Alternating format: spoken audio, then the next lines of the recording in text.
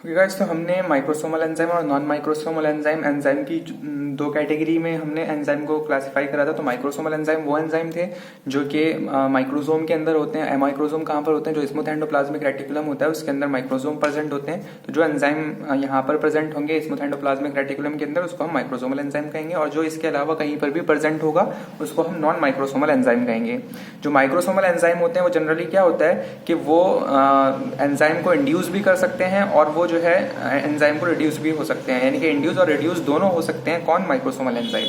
जबकि non microsomal enzyme जो होते हैं वो ना इंड्यूस हो सकते हैं और ना ही वो इनहिबिट हो सकते हैं। ओके, अच्छा, माइक्रोसोमल एंजाइम जो है वो फेज 1 और फेज 2 दोनों ही रिएक्शन को कैटलाइज कर सकते हैं। ओके, यहाँ तक के बात क्लियर है। अब हम इस चीज को जो है एक एग्जाम्पल से जो है समझेंगे। हमें एग्जाम्पल में क्या करना पड़ेगा, थोड़ा सा हमें एज्यूम करना पड़ेगा एग्जाम्पल को समझने के लिए। ओके, फॉर एग्जाम्पल एक ड्रग है वारफेरिन और एक ड्रग है हिपेरिन। जो वारफेरिन ड्रग है वो एंटीकोगुलेंट और जो हिपेरिन ड्रग है वो भी एंटीकोगुलेंट है। दोनों की दोनों ड्रग्स जो है वो एंटीकोगुलेंट है। लेकिन जो वारफेरिन ड्रग है वो मेटाबोलाइज हो रही है, मेटाबोलाइज बाय माइक्रोसोमल एंजाइम, जबकि हिपेरिन जो है वो मेटाबोलाइज हो रही है non microsomal enzyme, metabolize by non microsomal enzyme, non microsomal enzyme. Okay, अब हम एक कंडीशन जो है कि एज्यूम कर देते हैं कि फॉर एग्जांपल हमने जो है किसी पेशेंट को वारफेरिन दी, इधर हम वारफेरिन देंगे और इधर जो है हम देंगे हिपेरिन। ओके, तो हमने यहाँ पे वारफेरिन के 100 मॉलिक्यूल दिए। देने का मतलब यह है कि उसका इफेक्ट आने के लिए 100 मॉलिक्यूल्स की नीड है। ओके, और यहाँ पर हमने हिपेरिन को कि भी हमने 100 मॉलिक्यूल्स जो है उसको दिए। अब 100 में से क्या हुआ कि एंजाइम ने क्या करा, जैसे कि हमने बताया कि जो एंजाइम होते हैं उसको कैटालाइज करते हैं, एंजाइम जो उसको मेटाबोलाइज करते हैं। तो क्या हुआ कि 50 एंजाइम ने 50 मॉलिक्यूल्स का मेटाबॉलिज्म कर दिया। ओके, अब 50 एंजाइम ने 50 मॉलिक्यूल्स का मेटाबॉलिज्म कर दिया। अब 50 बचे और इस 50 के अंदर क्या हुआ कि अब इफेक्ट आने के लिए हमें 100 की जरूरत है। ओके, 100 मॉलिक्यूल्स की हमें जरूरत पड़ेगी। तो हमने क्या करा कि हमने 50 मॉलिक्यूल्स जो है ऊपर से ऐड कर दिए ताकि 50 जो इसके बचे प्लस 50 जो है वो मिलकर 100 हो जाए और इफेक्ट आ जाए। ओके, और ये हमने हर 6 आवर्स में हमने देखा कि हर 6 आवर्स के अंदर जो है वो 50 मॉलिक्यूल्स का जो है मेटाबॉलिज्म हो जाता है। जो एंजाइम है ये 50 मॉलिक्यूल्स को 50 एंजाइम 50 मॉलिक्यूल्स को मेटाबोलाइज कर देते हैं, यानी कि एक एंजाइम एक मॉलिक्यूल को मेटाबोलाइज कर रहा है। ओके, तो जब 50 बचे तो हमने क्या करा कि ऊपर से एडिशनली 50 और दे दिए ताकि वो 100 हो जाए और अपना इफेक्ट दिखा दे। इस वाली कंडीशन के अंदर भी हमने सेम करा कि 100 मॉलिक्यूल्स दिए, 100 मॉलिक्यूल्स को जो है 100 में से 50 मॉलिक्यूल्स को जो है 50 एंजाइम ने जो है वो मेटाबोलाइज कर दिया। यहाँ पर 50 बचे और हमने क्या करा कि फिर जो है 6 घंटे के बाद में फॉर एग्जांपल हमने जो है ऊपर से फिर फर्दर 50 मॉलिक्यूल्स दे दिए ताकि वो 100 हो जाए, क्योंकि इफेक्ट जो है वो 100 मॉलिक्यूल से आना है। ओके, तो ये 100 होगा, ये अपना काम करेगा। दोनों कंडीशन के अंदर अभी तक के कोई डिफरेंस नहीं है। सिर्फ डिफरेंस इतना है कि यहाँ पर जो है वो जो माइक्रोसोमल एंजाइम काम कर रहा है और यहाँ पर जो है वो नॉन माइक्रोसोमल एंजाइम से मेटाबॉलिज्म हो रहा है। लेकिन फॉर एग्जांपल अगर इसी कंडीशन के अंदर हम देखें कि इस पेशेंट को जो है वो ट्यूबरकुलर इन्फेक्शन हो जाता है और ट्यूबरकुलर इन्फेक्शन होने के बाद में हमने पेशेंट को जो है हमने रिफेम्पिसिन जो है वो देनी स्टार्ट करी। रिफेम्पिसिन जो है हमने इस पेशेंट को दी है। रिफेम्पिसिन के बारे में थोड़ा सा बताना चाहूंगा। जो रिफेम्पिसिन है वो एंजाइम इंड्यूसर है। जो रिफेम्पिसिन मेडिसिन है वो क्या है? Enzyme inducer. एंजाइम इंड्यूसर यानी कि एंजाइम की नंबर को जो है रिफेम्पिसिन बढ़ा देगी। वो एंजाइम के पास आकर कहेगी कि भाई तुम अपना काम जल्दी जल्दी करो और तुम जो है अपनी संख्या अपनी जो तुम्हारी कंसंट्रेशन है उसको बढ़ा दो। तो हमने क्या करा कि रिफेम्पिसिन दी, वही काम हो रहा है उसी तरीके से। 100 मॉलिक्यूल्स थे, 100 से जो है वो 50 होने थे और इधर जो है हमने जो है रिफेम्पिसिन जो है साथ में चला दी थी। अब रिफेम्पिसिन ने आकर क्या करा? रिफेम्पिसिन ने आकर कहा कि एंजाइम्स को उसने आकर प्रोवोक किया कि तुम जो है अपना काम जल्दी जल्दी करो। तो यहाँ पर ऊपर कंडीशन के अंदर 50 एंजाइम काम कर रहे थे, 50 मॉलिक्यूल्स को मेटाबोलाइज कर रहे थे। यहाँ पर क्या हुआ? रिफेम्पिसिन के आने की वजह से, क्योंकि रिफेम्पिसिन जो है वो एंजाइम इंड्यूसर है, इसने इंड्यूस कर दिया और यहाँ पर फॉर एग्जांपल 90 एंजाइम्स जो हैं वो हो गए। अब जब 90 एंजाइम्स हो गए तो 90 एंजाइम्स ने क्या किया? 90 मॉलिक्यूल्स को जो है वो क्या कर दिया? मेटाबोलाइज कर दिया। तो 90 एंजाइम ने 90 मॉलिक्यूल्स को जो है मेटाबोलाइज कर दिया। रिमेनिंग कितने बचे? रिमेनिंग बचे 10। अब जब 10 बचे रिमेनिंग, तो रिमेनिंग यहाँ पर कितने बच रहे हैं? रिमेनिंग बच रहे हैं 10। अब हमने क्या करा कि हमने फिर से जो है, क्योंकि हम यहाँ पर 50 मॉलिक्यूल्स हम क्योंकि हम लोग हमको तो नहीं ऐसा जितना वो पता था कि मतलब इसमें फर्दर फिर वो करना, तो हमने 50 ही मॉलिक्यूल्स जो है फिर से दिए। जब 50 मॉलिक्यूल्स दिए हमने प्लस 50 कर दिया, तो टोटल हो गए कितने 50 और प्लस रिमेनिंग के 10 60 हो रहे थे। तो अब इस 60 की वजह से क्या हुआ कि ये इफेक्ट नहीं आया, तो हमारे को क्या करना पड़ेगा, हमें अब जो है 90 मॉलिक्यूल्स देने पड़ेंगे, क्योंकि 90 ये हो गए और 10 ये हो गए। तो कहने का मतलब ये है कि माइक्रोसोमल एंजाइम के अंदर जब हमने रिफेम्पिसिन माइक्रोसोमल एंजाइम की जब हम कैटेगरी में बात करें तो हमने रिफेम्पिसिन दी। रिफेम्पिसिन देने के बाद में हमें हर 6 घंटे के अंदर जो है वो ड्रग को इंक्रीज करना पड़ेगा। हमें जो है ड्रग को इंक्रीज करके, पहले हम 50 दे रहे थे, लेकिन रिफेम्पिसिन के साथ में ऐड होने की वजह से हमें हर बार जो है वो 90 मॉलिक्यूल्स का एडिशन हमें इसमें करना पड़ेगा, ताकि 90 प्लस जो रिमेनिंग 10 हो रहे थे वो 100 हो जाएं और अपना इफेक्ट दे सकें। ओके, जबकि इस कंडीशन के अंदर क्या था, इस कंडीशन के अंदर हमने 100 मॉलिक्यूल्स दिए थे। 100 मॉलिक्यूल्स देने के बाद में जो है जो एंजाइम जो 50 एंजाइम 50 जो मॉलिक्यूल्स को जो है वो मेटाबोलाइज कर रहे थे, तो इसमें जब हमने रिफेम्पिसिन दी तो रिफेम्पिसिन जो है उसने आकर अपना काम जो करने को कहा, लेकिन क्या हुआ कि रिफेम्पिसिन जो है वो हिपैरिन के केस के अंदर जो है, क्योंकि हिपैरिन जो है नॉन माइक्रोसोमल एंजाइम से मेटाबोलाइज हो रहा है, तो यहाँ पर इसका काम नहीं चला, यानी कि रिफेम्पिसिन के साथ में ऐड होने की वजह से भी ये जो एंजाइम है ये इंड्यूस नहीं हुए, क्योंकि हमने जैसे पहले पढ़ा था कि इसके अंदर नॉन माइक्रोसोमल एंजाइम के अंदर क्या होता है कि इंड्यूस और इनहिबिशन वाला मामला नहीं होता है, तो उसकी वजह से यहाँ पे इंड्यूस नहीं हो पाया और जो डोज थी वो एक्चुअल में डोज चलती रही।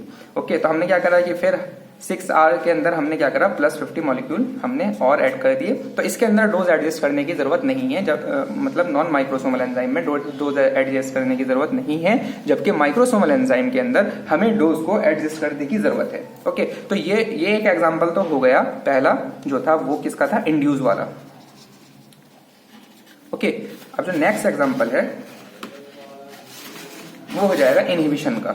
अब जो सेकंड एग्जांपल हम लोग सेकंड एग्जांपल पे ध्यान दे रहे हैं वो है एंजाइम इंड्यूस वाला, सॉरी एंजाइम इंड्यूस वाला नहीं, एंजाइम इनहिबिशन वाला। मान लो सिनेरियो सेम है, हम जो है वारफेरिन दे रहे थे, हमने इधर जो है वारफेरिन दी पेशेंट को और इधर जो है हमने हिपैरिन ही चला रखी है पेशेंट की।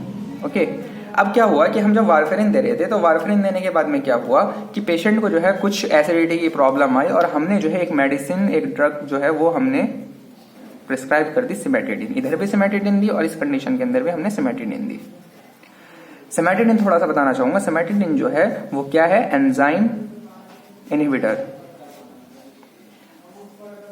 नॉर्मली हो क्या रहा था, नॉर्मली हो ये रहा था कि 100 मॉलिक्यूल दिए जा रहे थे और वो 50 एंजाइम उसको जो है मेटाबोलाइज कर देते, 50 एंजाइम 50 मॉलिक्यूल का मेटाबोलाइज कर देते और हम फिर 6 आवर के बाद में, क्योंकि हमने एज्यूम करा था कि हर 6 आवर के अंदर जो है वो 50 जो मॉलिक्यूल्स है वो मेटाबोलाइज हो पा रहा है, तो हम क्या कर रहे थे कि हर 6 आवर के अंदर जो है एडिशनली जो है वो 50 मॉलिक्यूल्स लगा रहे थे, तो 50 इसके बच रहे थे और प्लस 50 हम लगा रहे थे साथ में, तो वो ओके 100 हो रहा था और 100 आने के बाद में इफेक्ट दे रहा था। लेकिन अब कंडीशन क्या होती है, अब कंडीशन ये होती है कि हमने जो है सिमेटिडिन दी, सिमेटिडिन देने के बाद में क्या हुआ, सिमेटिडिन ने क्या करा, जो 100 मॉलिक्यूल्स थे और जिनको मेटाबोलाइज होना था, तो क्या हुआ, सिमेटिडिन जो है वो एंजाइम इनहिबिटर है, उसने एंजाइम को इनहिबिटर कर दिया, तो जो 50 एंजाइम थे वो इनहिबिट हो गए और फॉर एग्जांपल 50 में से उसने जो है वो 40 एंजाइम को जो है इनहिबिट कर दिया, रिमेनिंग जो बचे वो 10 एंजाइम बचे।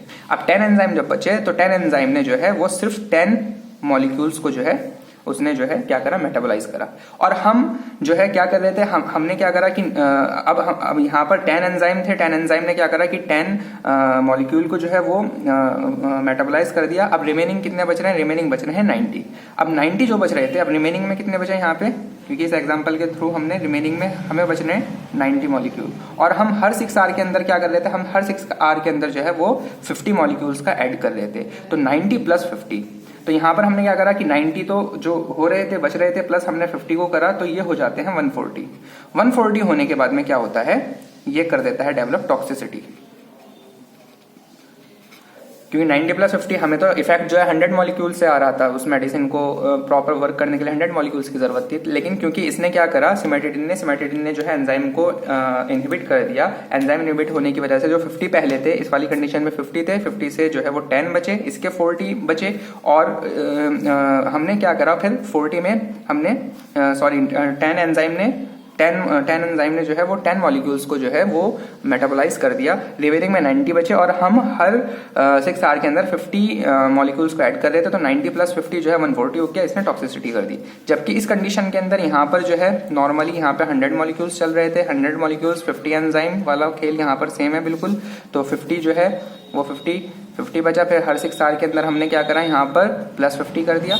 अब क्या हुआ कि हमने यहाँ पे सिमेटिडिन चलाई, सिमेटिडिन चलाने के बाद में जो है सारा सिनेरियो वैसे ही है, 100 का 100 ही है, 50 एंजाइम, क्योंकि यहाँ पर जो है सिमेटिडिन ने आकर इसको कहा कि भाई मैं तुम्हें जो है वो इनहिबिट करना चाहती हूँ, लेकिन यहाँ पर जैसे कि मैं फिर से रिपीट कर रहा हूँ कि नॉन माइक्रोसोमल के अंदर क्या होता है कि वो ना तो इंड्यूस होएगा ना उसके अंदर जो है वो इनहिबिट होएगा, तो ये इनहिबिट नहीं होगा और ये वैसा का वैसे ही चलता रहेगा, यानी कि किसी की बात नहीं सुनेगा। और हम फिर हर 6 आवर के अंदर क्या करेंगे, एवरी 6 आवर के अंदर हम 50 मॉलिक्यूल्स को ऐड कर देंगे और ये जो है इस तरह से चलता रहेगा। तो ये सारी कहानी सुनने के पीछे सिर्फ और सिर्फ रीजन यही है कि जो माइक्रोसोमल एंजाइम है उसके अंदर जो है क्या कहते हैं, अगर मेडिसिन कोई ड्रग्स ऐसी लगा रखी है कि वो जो है वो एंजाइम को इंड्यूस कर देगी, तो उसमें ड्रग को एडजस्ट करना पड़ेगा। अगर वो इनहिबिट कर देगा, यानी कि अगर सेकंड कंडीशन के अंदर जो है वो एंजाइम इनहिबिटर अगर हम चला रहे हैं तो भी हमारे को ड्रग को एडजस्ट करना पड़ेगा, जबकि नॉन माइक्रोसोमल एंजाइम के अंदर हमारे को जो है वो एडजस्ट करने की जरूरत नहीं है, क्योंकि उसके ऊपर कोई इफेक्ट नहीं पड़ता है। तो अब हम कुछ इंपॉर्टेंट एंजाइम इंड्यूसर्स ड्रग्स को हम पढ़ लेते हैं। Some important enzyme inducer drugs. जो इंपॉर्टेंट एंजाइम इंड्यूसर ड्रग्स हैं उन पे हमने निमोनिक से उसको पढ़ने की हम कोशिश करेंगे। GPRS cellphone, okay. So G से हो जाएगा ग्राइजोफल्विन, जो कि एंटीफंगल ड्रग्स है, ओके। P से हो जाएगा फेनिटोइन, जो कि एंटी एपिलेप्टिक ड्रग्स है, एंटी एपिलेप्टिक ड्रग हो गई है, एपिलेप्टिक। R से हो जाएगा रिफेम्पिसिन, जो कि एंटी ट्यूबरकुलर, जैसे कि हमने बात करी अभी, एंटी ट्यूबरकुलर हो जाएगी। S for smoking. स्मोकिंग के अंदर क्या होता है कि इसमें निकोटीन जो है वो एंजाइम इंड्यूसर नहीं होता है, बल्कि निकोटीन के अलावा इसके अंदर क्या होता है कि एक पॉलीसाइक्लिक एरोमेटिक हाइड्रोकार्बन होता है, ओके। तो जो ये पॉलीसाइक्लिक एरोमेटिक हाइड्रोकार्बन है ये क्या करता है, एंजाइम इंड्यूसर का काम करता है। तो ये एंजाइम इंड्यूसर होता है इसमें, ना कि निकोटीन, एंजाइम इंड्यूसर।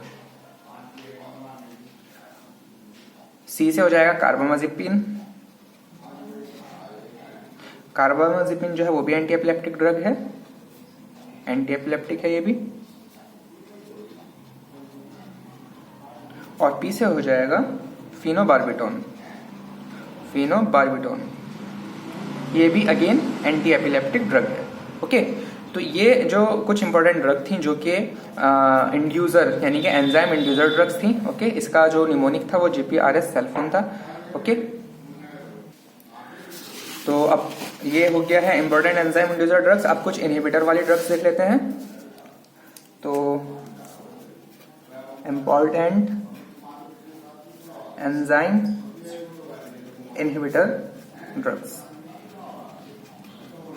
ड्रग्स, इसका भी हमने एक निमोनिक बनाया है और वो निमोनिक है विटामिन के कैनॉट कॉज एंजाइम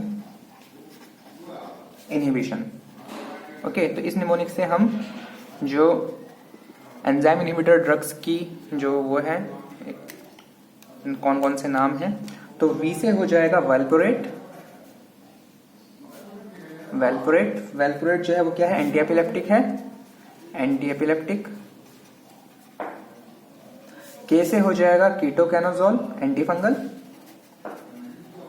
कीटोकैनाजोल हो जाएगा जो कि अगेन एंटीफंगल है ये।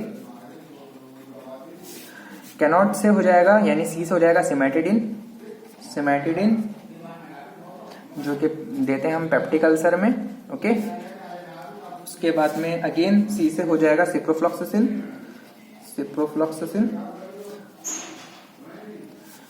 जो कि है एक एंटीमाइक्रोबियल ड्रग। ई से हो जाएगा एरिथ्रोमाइसिन, अगेन एंटीमाइक्रोबियल है। उसके बाद में आई से हो जाएगा आइसोनियाजिड, जो कि अगेन एंटीमाइक्रोबियल है। तो ये जो है कुछ इंपॉर्टेंट एंजाइम इनहिबिटर ड्रग्स के एग्जांपल्स हो गए जो हमने यहां पर करे। ओके, नाउ अब हम बात करते हैं CYP क्या चीज होती है। ये क्या है, cytochrome pigment CYP 450। That means क्या कि 450 नैनोमीटर पर मैक्सिमम लाइट का एब्जॉर्प्शन होता है, यानी कि 450 नैनोमीटर पर जो है वो मैक्सिमम लाइट का एब्जॉर्प्शन, 450 नैनोमीटर पर मैक्सिमम लाइट का एब्जॉर्प्शन जो है वो होता है इसमें। ओके, अब ये CYP जो है वो क्या है, CYP जो है एक टाइप ऑफ माइक्रोसोमल एंजाइम, यानी कि it is a type of microsomal enzyme. Okay, अब ये जो है जो CYP जो है वो मेनली इन्वॉल्व होता है, ये कह सकते हैं कि जो CYP है वो इन्वॉल्व होता है फेज 1 रिएक्शन के अंदर। जो हमने पहले ऊपर फेज 1 रिएक्शन पढ़ी, सिर्फ और सिर्फ उसमें जो है CYP जो है इन्वॉल्व होता है, involve in phase 1 reaction only, यानी कि ओनली जो है वो फेज 1 की रिएक्शन में जो है इन्वॉल्व होता है। ओके, बाकी इसका फिजियोलॉजिकल फंक्शन क्या है कि ये जो है it helps in formation of bile के फॉर्मेशन में हेल्प करता है, प्लस स्टेरॉइड हार्मोन की सिंथेसिस में हेल्प करता है। स्टेरॉइड हार्मोन सिंथेसिस में ये जो है सिंथेसिस में हेल्प करता है ये। ओके, अब एक है CYP 3A4,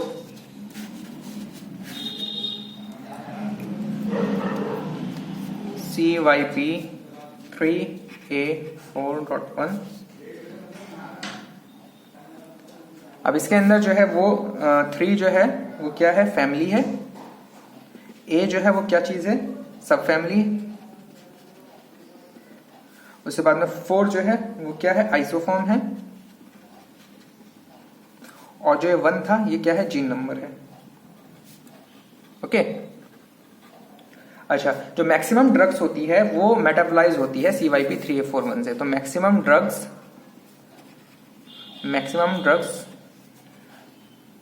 are metabolized by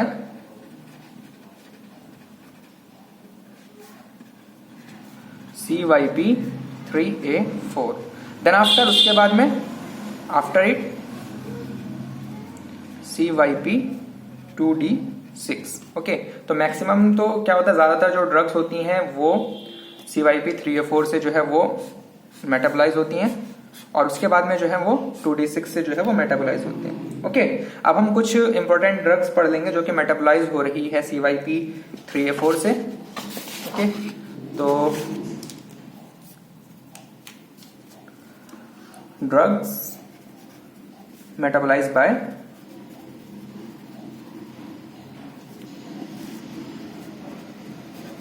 CYP 3A4। तो इसका भी एक निमोनिक है, और वो जो निमोनिक है वो है CT स्कैन, CTSCAN। सी से हो जाएगा cyclosporin,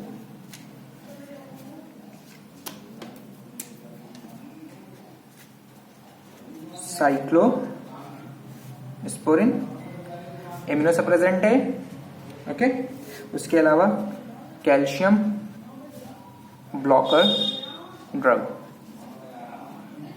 blocker drug, then after T से टेक्रोलाइमस,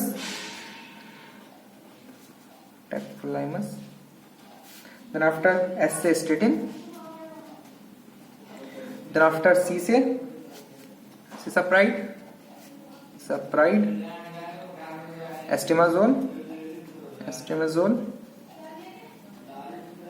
और टर्फिनाडिन। ओके, ये तीनों ड्रग्स मेनली गाइस जो है वो बैन हो चुकी है। बैन इसलिए हो चुकी है क्योंकि ये तीनों की तीनों क्या कर देती, ये QT इंटरवल को इंक्रीज कर देती थी। That means they increases the QT interval. Okay, that's why they are banned. Okay, then after A से हो जाएगा एम्योट्रोम जो कि एंटी एरिथमेटिक ड्रग है, एंटी एरिथमेटिक। एंड एन से हो जाएगा नेवरिस। ये क्या है? Protease inhibitor. Okay, protease blocker जो है वो नेवरिस है, मेनली जो है वो HIV वाले पेशेंट को जो है वो देते हैं मेडिसिन, एंटी HIV इफेक्ट रखती है। ओके, तो ये जो है वो कुछ एग्जांपल्स हो गए उन ड्रग्स, उन इम्पोर्टेंट ड्रग्स के जो कि मेटाबोलाइज हो रहे हैं CYP3A4 के थ्रू। ओके, अब हम पढ़ते हैं कुछ ऐसे ड्रग्स जो कि मेटाबोलाइज हो रही है CYP2D6 से। Drugs metabolise bye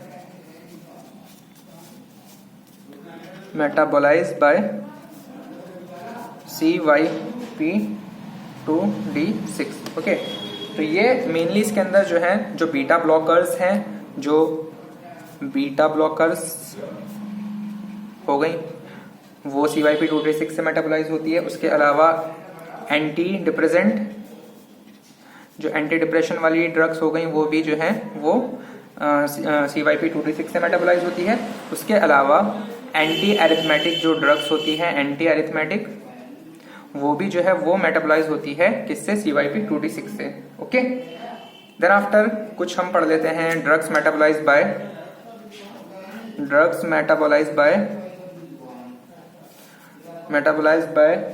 CYP2C9। तो इसमें मेनली जो है दो ड्रग्स हैं, एक है वारफेरिन जो है हमने पहले पढ़ा था, एंटीकोगुलेंट है, ये एंटीकोगुलेंट है। देन आफ्टर वारफेरिन के अलावा फेनेटोइन, जो फेनेटोइन है वो भी क्या है? मेटाबोलाइज होती है CYP2C9 से। फेनेटोइन जो है ये एंटी एपिलेप्टिक है, एंटी एपिलेप्टिक, और ये जो है CYP2C9 से जो है वो क्या होती है? ये मेटाबोलाइज होती है। देन आफ्टर जो कुछ इंपॉर्टेंट ड्रग्स जो कि मेटाबोलाइज हो रही है, ड्रग मेटाबोलाइज